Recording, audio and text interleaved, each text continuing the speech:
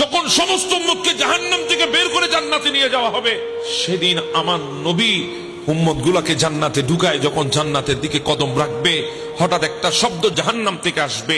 শব্দটা হচ্ছে ইয়া হান্নান, ইয়া মান্নান। আমার নবী দাঁড়িয়ে যাবেন, জিবরিল একটু গিয়ে দেখ আমার কোন উম্মত ওই জাহান্নামে আর আছে কিনা, একটু গিয়ে দেখ, আমি তো ইয়া হান্নান ইয়া মান্নানের জিকির শুনতে পাচ্ছি। জিবরিল বলে ইয়া রাসূলুল্লাহ, ইয়া হান্নান ইয়া মান্নান তো অন্য নবীর উম্মতরাও বলতে পারে, আপনি কিভাবে শিওর হলেন ওটা আপনার উম্মত? বলে জিবরিল, আমি সেই নবী যেই নবী উম্মতের কণ্ঠের আওয়াজও চিনি। সুবহানাল্লাহ। জিবরিল, আমি সেই নবী যেই নবী উম্মতের বাবাকেও চিনি। উম্মত কোন জায়গা থেকে আমাকে সালাম দে তাও আমি বুঝতে পারি। উম্মতের কণ্ঠের আওয়াজ আমি নবী জানি, আমি নবী, ওটা আমার উম্মত হবে। কেন জানিস? কারণ সমস্ত পয়গম্বরের উম্মতরা মিলে যত আল্লাহর আসমাউল হুসনা 99 নামের জিকির যত করে নাই, আমার উম্মত তার চাইতে বেশি করেছে। ইয়া হান্নান ইয়া মান্নান, এটা আমার উম্মতের শব্দ, আমার উম্মতের কণ্ঠস্বর। একটু গিয়ে দেখ না জাহান্নামে আমার কোন উম্মত আছে কিনা।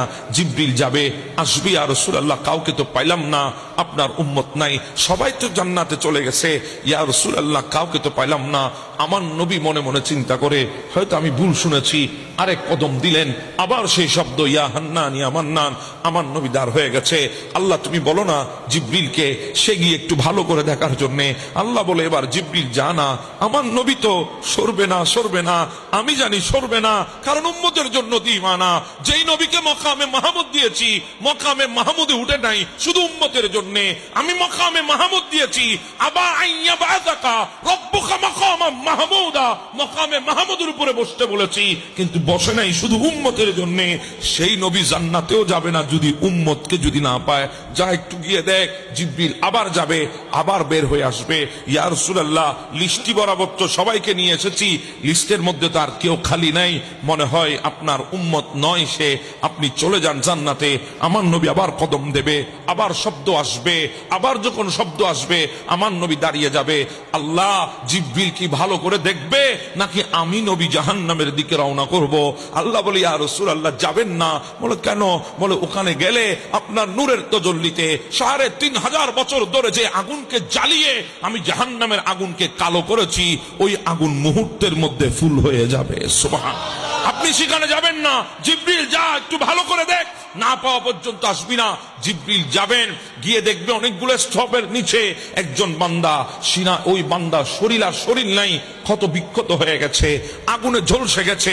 ওই বান্দা শুধু ওটা ঠোঁট নড়ে, ইয়া হান্নান ইয়া মান্নান। জিবরিল বলে তোমার নবীকে? বলে আমার নবী, নবী আখিরুজ জামান, আল্লাহর পেয়ারা মাহবুব নবী, নবী আখিরি নবী। তখন বলে হ্যাঁ, তোমার কণ্ঠের আওয়াজ নবী চিনেছে, দাঁড়িয়ে আছে তোমার জন্য। জিবরিল কুলে করে নিয়ে আসবে, আমার নবী হাত বাড়াবে, জিবরিল দে আমাকে দে, আমি আমার উম্মতকে কুলে নেব। এটা তো আমার নবীর হাদিসে মোবারকা, হাসরের ময়দানে ঘটবে সেই ঘটনা।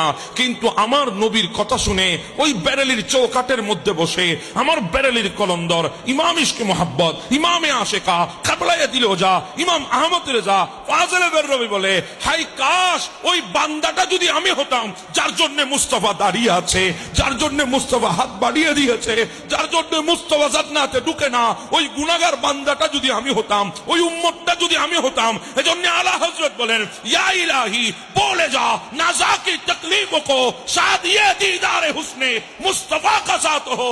আয় আল্লাহ, আমাকে এমন বিপদের মধ্যে ফেলে দাও, এমন মুসিবতের মধ্যে ফেলে দাও, যেই মুসিবত থেকে উদ্ধার করার জন্য আমার নবী চলে আসবে।